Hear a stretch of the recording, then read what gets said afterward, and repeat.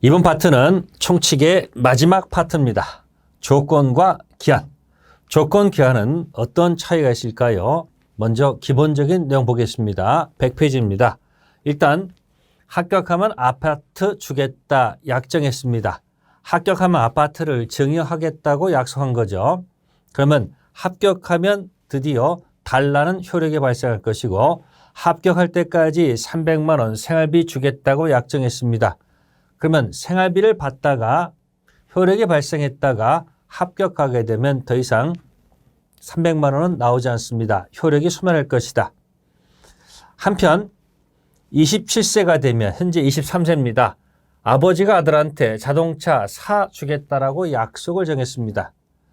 27세가 되면 사달라고 효력이 발생할 것이고 27세가 될 때까지 300만 원씩 생활비 주겠다고 약속을 정했습니다. 그럼 27세가 되면 더 이상 생활비는 나오지 않겠습니다. 그럼 잘 보시게 되면 여기 합격이라는 이 이야기는 합격할 수도 있고 합격 안 할 수도 있기 때문에 이 합격은 불확실하다 그런 얘기입니다. 그래서 장래 불확실한 사실에 의존하면 조건이란 말을 붙이고 27세, 23세에서 27세는 반드시 확실합니다. 그래서 이런 경우는 우리가 기한이라고 표현합니다. 그래서 조건은 장래 불확실한 사실에 의존하는 경우, 기한은 장래 확실한 사실에 의존하는 경우 두 가지 나눕니다. 하나씩 차례로 살펴보겠습니다. 조건. 방금 전에 합격하면 이란 나왔습니다. 합격하면 아파트 준다. 합격할 때까지 생활비 준다. 그러면 효력이 발생하거나 소멸합니다. 그래서 법률행위 효력 발생 또는 소멸, 장래 불확실한 사실에 의존하는 것이 조건이라고 표현하죠. 특성을 보게 되면 그래서 여러분들이 기억하세요. 성립에 관한 얘기 아니고 효력. 총칙에서는 성립과 효력, 불성립, 성립, 후, 무효, 취소, 유효 구별하시기 바랍니다. 그리고 장래 불확실한 사실에 의존하는 것이죠. 조건은 성취될 수도 있고 성취되지 않을 수도 있다. 불확실합니다. 근데 기한은 언젠가는 성취가 된다는 얘기죠. 그 차이점을 기억합니다. 그래서 장래 불확실한 사실에 의존한다. 그다음에 마음속에 있는 조건 의사를 밖으로 표시를 해야지 우리가 조건이 됩니다. 만약에 표시를 하지 않으면 바깥으로 표시하지 않으면 동기에 불과할 뿐 조건이 될 수가 없다는 것 당연한 것입니다. 그 다음에 정지 조건과 해지 조건 가장 기본적인 거. 정지 조건은 합격하면 아파트 준다. 자, 그러면 이렇게 증여 계약이 성립합니다. A점 때. 갑이 을한테 합격하면 아파트 줄게 감사합니다. 증여 계약이 성립했다. 그러나 아직 효력은 발생하지 않고요. 합격이라는 조건이 성취가 돼야지 비로소 효력이 발생하겠습니다. 따라서 조건 성취 전 효력이 발생하지 않다가 합격이라는 조건이 성취가 되면 효력이 발생한다 그 얘기죠. 따라서 정지 조건은 성취하면 효력이 뭐한다? 발생하는 것. 즉 효력이 정지되었다가 발생하는 것이 정지 조건이고 해지 조건은 반대입니다. 합격할 때까지 생활비 주겠다. 그러면 증여계약이 성립했고 합격하는 조건이 성취가 되면 그러면 합격할 때까지는 생활비가 나오겠죠. 효력이 발생하다가 합격하게 되면 더 이상 효력은 소멸할 수밖에 없지 않습니까? 따라서 해제 조건은 성취하면 효력이 소멸합니다. 그래서 정지 조건과 해제 조건 이 제목을 잘 기억하셔야 합니다. 발생하는 것이 정지 조건이고 소멸하는 것이 해제 조건. 그래서 좀 말을 한번 붙여보겠습니다. 발생하는 것이 정지 조건이죠.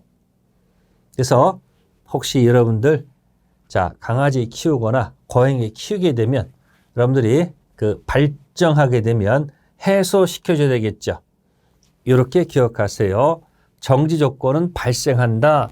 나중에 플러스가 된다라고 기억하시고 해제 조건은 해제시키는 것은 소멸시키는 거거든요. 그래서 발정, 해소 그렇게 기억하시면서 잘 참고해 두시고 그러면 한번 참고해 보겠습니다. 책에는 없습니다. 동산 할부 매매. 혹시 매수인에게 점유를 이전하지만 아직 소유권은 매도인한테 있습니다. 그러니까 할부 매매를 하게 되면 일단 매수인이 그 동산을 들고 갑니다. 근데 소유권은 아직도 매도인한테 있고요. 결국은 할부 대금을 전부 완납했을 때 비로소 매수인에게 소유권은 자동 이전하죠. 이런 것을 소유권 유보부 매매라고 합니다. 소유권을 유보시킨 매매다라고 해요. 따라서 지금 효력이 발생하지 않다가 소유권이 넘어가죠. 할부 대금 완납하면 비로소 효력이 발생하죠. 그래서 발정해서 정지 조건이다. 한편 재미있는 판례가 하나 있습니다. 약혼 예물의 수수가 있어요. 약혼식 때 예물을 주고 받습니다. 그러면 증여하는 거거든요. 남자가 여자한테, 여자가 남자한테 증여. 그럼 일단 효력은 발생하는 거죠. 그런데 혹시 약혼식 때 예물을 주고 받았는데 혼인이 성립하지 않았다면 혹시 혼인이 이루어지지 않았다면 다시 당연히 돌려줘야 되는 거죠. 그래서 비로소 효력이 소멸한다는 얘기죠. 그래서 자 발정, 해소. 그래서 발정, 해소로 기억하면 됩니다. 혼인 불성립 해제 조건으로 증여한다. 이렇게 어렵게 표현하기도 합니다. 연습해보는 거예요. 참고사항입니다. 참고사항일 뿐이에요. 그럼 여기서 이제 무슨 일이 발생해 볼게요. 약혼할 때 장차 시어머니 A께서 장차 며느리 될 갑에게 상당한 예물을 증여합니다. 예쁘니까 하겠죠? 근데 혼인이 성립한 후 성립했습니다. 얼마 안 가서 이혼을 하게 됐다는 얘기죠. 이때 화가 난 이 시어머니께서 화가 나니까 이 며느리한테 내가 약혼식 때 준 예물 전부 다 내놔라 라고 요구한 겁니다.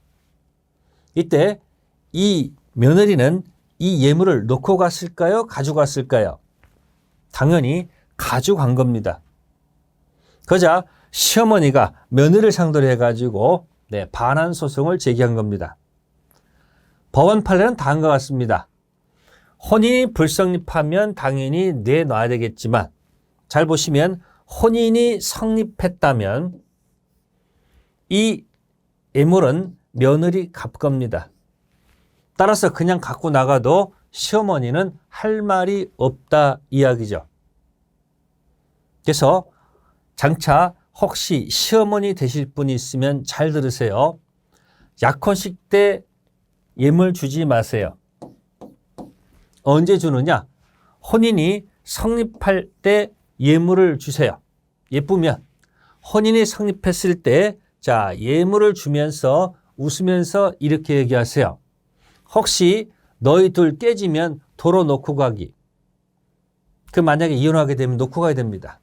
그래서 어느 때 주냐에 따라서 내용이 달라질 수 있다는 거예요. 이건 참고사항이니까 여러분들이 그냥 참고 정도에서 넘어가시면 돼요. 다시 이제 본격적으로 수업 들어가겠습니다. 조건 성취 효과입니다. 정지 조건은 그때부터 발생, 발정. 해제 조건은 그때부터 해소. 따라서 그때부터 발생, 소멸하므로 원칙적으로 소급표가 없다. 이렇게 표현합니다. 다만 특약을 맺으면 조건 성취력은 거슬러 올라가서 소급시킬 수 있다. 입증 책임입니다. 어느 법률 행위에 조건이 붙어 있는지 여부는 조건 존재를 주장하는 자가 입증해야 되고요. 정지 조건이 붙어 있는 경우는 다투는 자가 입증해야 되고요. 정지 조건이 성취했다는 사실은 효력 발생을 주장하는 자, 특히 3번만 잘 기억하세요. 조건이 성취했다는 것은 효력 발생을 주장하는 자. 다음 가장 조건입니다. 네, 가짜란 얘기죠. 불법 조건. 조건의 내용이 사실질서에 반하는 경우 선풍기에 반한다. 혹시 부척관계 종료를 해제 조건으로 증여. 해제 조건은 발생했다가 소멸시키는 거니까 부척관계에 계속 유지하자는 뜻이기 때문에 이런 경우는 불법 조건이 붙은 증여로서 네, 조건도 무효가 되고 법률 행위도 몽땅 무효가 됩니다. 분리할 수 없다는 사실. 다음 기성 조건입니다. 이미 조건이 성취되어 있다는 얘기예요. 근데 여기서 이제 조심할 것이 이런 문장이에요. 기성 조건이 정지 조건이면 조건 없는 법률 행위. 즉 유효라는 뜻입니다. 그래서 이걸 기정조 이렇게 해서 혹시 기억하실 수도 있지만 이때는 플러스 마이너스로 한번 계산해 봅시다.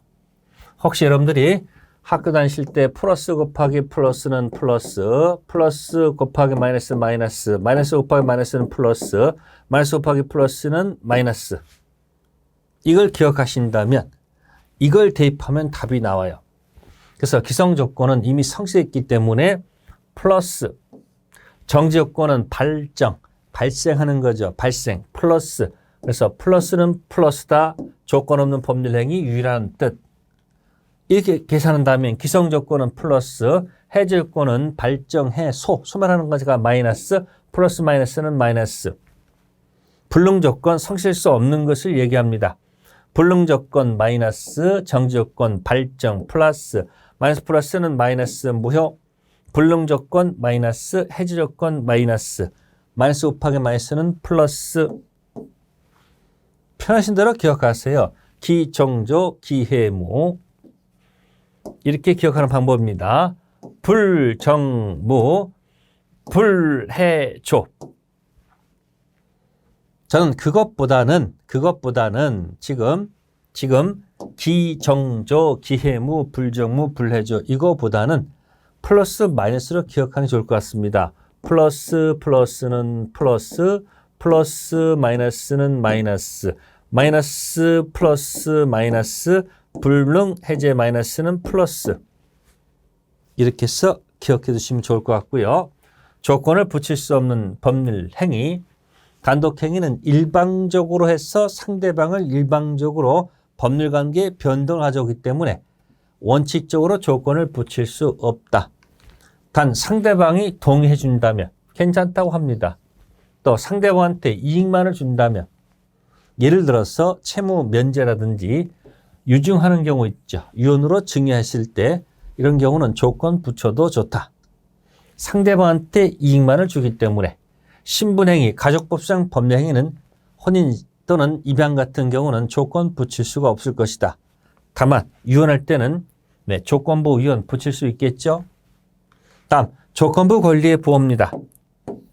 조건부 권리의 보호, 조건 성취 이전입니다. 성취되기 이전, 아직 성취된 거 아닙니다. 일종의 기대권, 희망권이죠. 이런 조건부 권리도 보호를 해줍니다.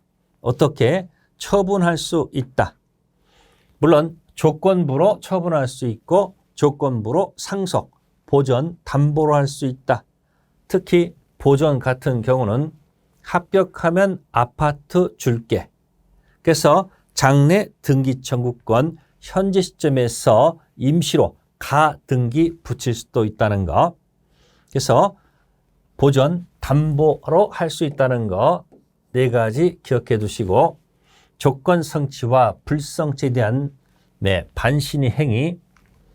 예를 들어서 조건 성취로 불이익을 받을 자가 신성실에 반해서 조건 성취를 방해했다.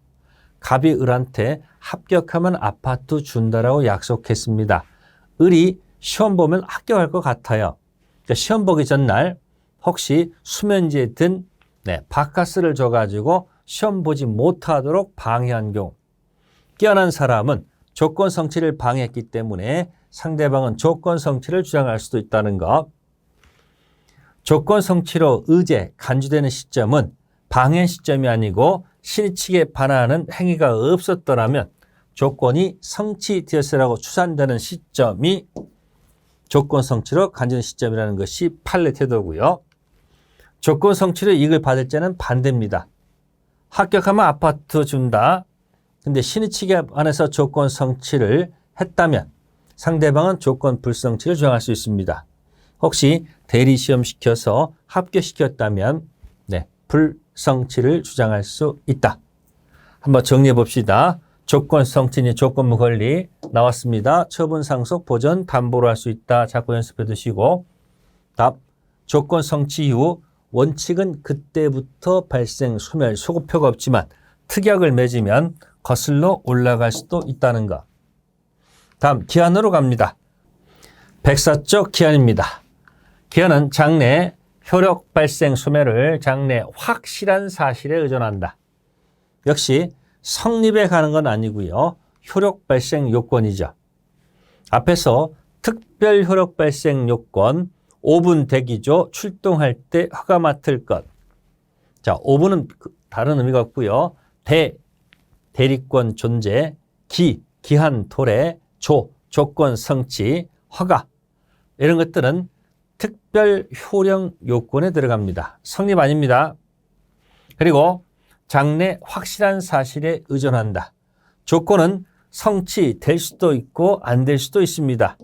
근데 기한은 언젠가는 성취가 된다는 얘기죠. 확실하다는 얘기예요. 기한의 종류 보겠습니다. 가장 기본적인 것이 시기와 종기, 시작한다. 기한이 도래하면 효력이 발생하는 것, 종기는 마칠 정자, 효력이 소멸하는 것을 뜻합니다. 조심할 것은 기한은 확실하기 때문에 특약을 맺어도 거슬러 올라가서 소급표를 인정할 수 없습니다. 조건은 특약 맺으면 거슬러 올라갈 수 있는데 기한은 특약을 맺어도 거슬러 올라갈 수 없다는 사실. 다음 확정 기한과 불확정 기한. 지금 확정 기한은 혹시 내년 1월 1일부터 시작해서 12월 30일까지 임대한다. 이게 시기고 이게 종기죠. 이 시기 종기가 일종의 확정 기한이 될 겁니다. 그런데 이 불확정 기한은 갑이 사망하면 이 아파트를 너에게 주겠다. 이 사망이라는 사실은 확실한데 언제 사망할지는 모르죠. 이런 경우를 우리가 불확정 기한이라고 표현을 합니다. 불확정 기한과 조건과의 구별. 정지 조건, 사실이 발생한 때 효력이 발생할 것이고 사실이 발생하지 않으면 조건이 성취가 되지 않으면 효력은 발생하지 않을 것이다. 그런데 불확정 기한은 사실이 발생한 때 효력이 발생한 물론 사실이 발생하지 않아도 효력이 발생합니다. 이게 도대체 무슨 소린가? 예를 들어서 임대차 계약하면서 보증금 반환 시기를 타인에게 임대하면 보증금 반환하기로 약속을 정했다는 거죠. 타인한테 임대하면 이런 사실이 발생하면 보증금 반환할게 약속을 정했다. 이 경우는 정지 조건으로 보지 않고 불확정 기한으로 본다. 왜 그런지 다음과 같은 이유가 있습니다. 첫 번째, 건물을 타인에게 임대하면 그러면 그 계약에 있는 특약 그대로 사실이 발생하게 되면 기한이 도래했으므로 당연히 보증금 반환해야 됩니다.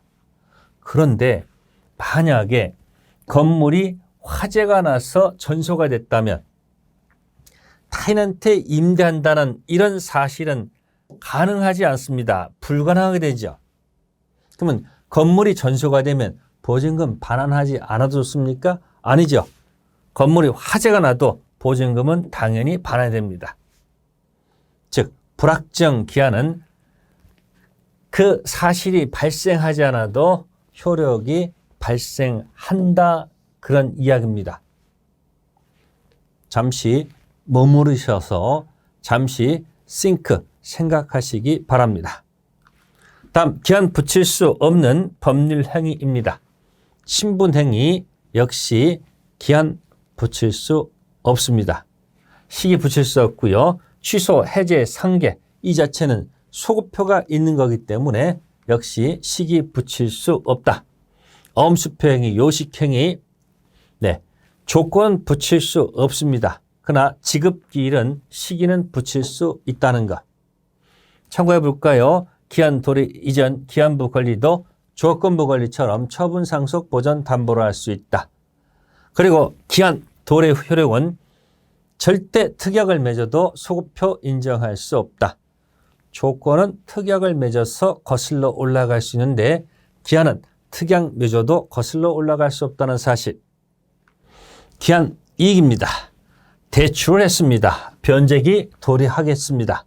그러면 이 대출을 법률용어로 고친 말이 금전 소비 대차.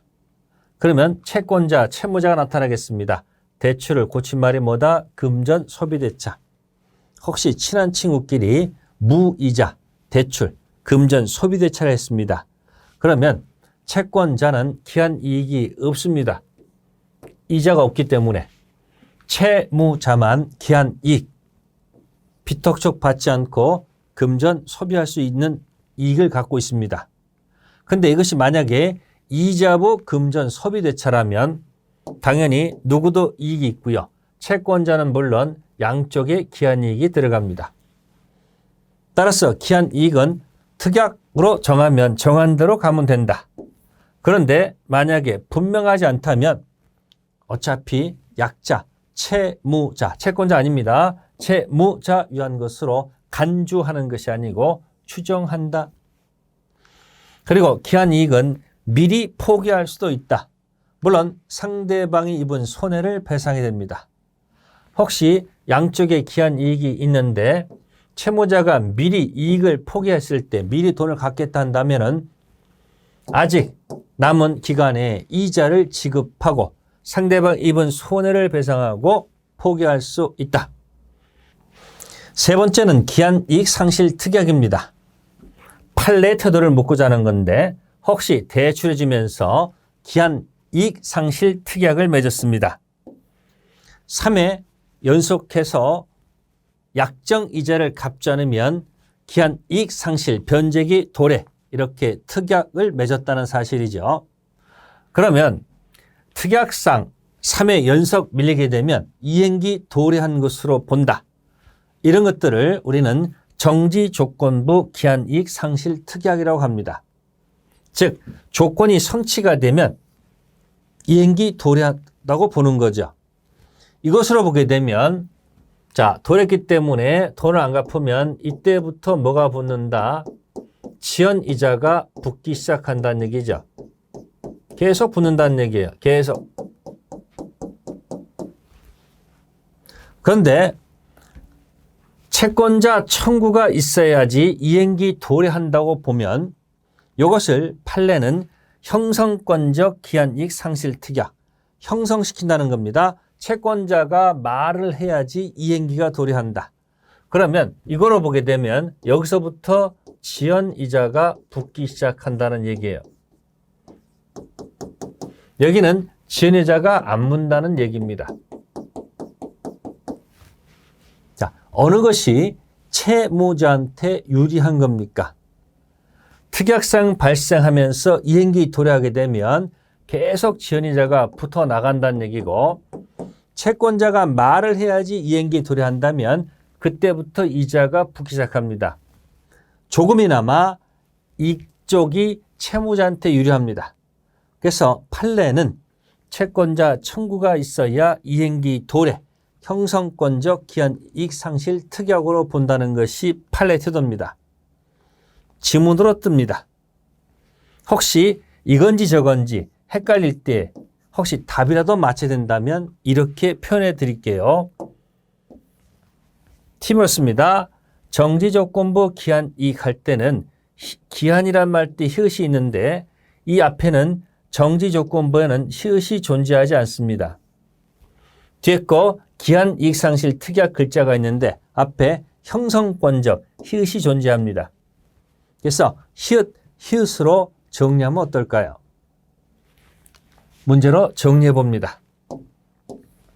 조건과 기한의 설명으로 옳은 거, 자 기성조건, 정지조건, 기정조 해서 맞힐 수도 있고요. 아니면 기성은 이미 성자 플러스 그다음에 정지, 발정해서 발생하는 것이므로 플러스, 따라서 조건 없는 법률행위 플러스다. 옳은 지문. 불능 조건은 마이너스, 해제 조건도 마이너스죠. 그래서 자, 이때 무효, 마이너스가 아니죠. 어떻게 됩니까? 플러스, 해지 맞는 지문이 되겠죠. 틀렸고요. 세 번째는 조건이 선량한 풍속에 반한다 돼 있다면 이건 불법 조건, 이런 경우는 조건 없는 법률행위 유효가 될 수가 없고 무효. 네 번째 거 보세요. 갑이 을한테 병이 사망하면 이란 말이 있습니다. 자, 이게 정지 조건일까요? 불확정 기한부 징역일까요? 이거는 정지 조건이 아닙니다. 불확정이죠. 병의 사망은 확실합니다. 기한입니다. 단 불확정이죠. 정지 조건 아닙니다. 조심하시고. 다섯 번째, 자, 조건 성취력은 원칙적으로 그때부터 발생하는 것이지 성립한 때부터, 이건 소급한다는 얘기예요. 그래서 이 지문 틀린 거죠. 여섯 번째, 기한 이익은 채무자, 이 부분 틀렸네요. 추정한다. 일곱 번째, 조건부 권리, 미정 권리 의무는 처분, 상속, 보전. 처분할 수 없다. 틀렸죠? 처분, 상속, 보전, 담보로 할 수 있다. 여덟 번째입니다. 정지 조건, 성취가 되면 발생하죠. 근데 소급해서 효력이 생기는 것이 아니고요. 그때부터. 아홉 번째, 기한 이익 상실 특약. 잘 보시면 정지 조건부 기한 이익 상실 특약. 무슨 내용인지 몰라도 답은 맞춰야 됩니다. 히읗이 있습니다. 그럼 어떻게 됩니까? 히읗을 찾아야 되는데 지금 앞에 히읗이 존재합니까? 존재하지 않습니까? 존재하지 않네요. 그래서 9번 지문 틀렸습니다. 어떻게 고쳐야 됩니까? 형성권적 기한이익 상실 특약. 히읗이 있네요. 앞에 히읗이 있네요. 이렇게 해서 정리해도 관계없습니다. 여기까지가 총칙 이야기가 되겠습니다. 총칙 끝난 다음 파트는 물권법 파트가 되겠습니다.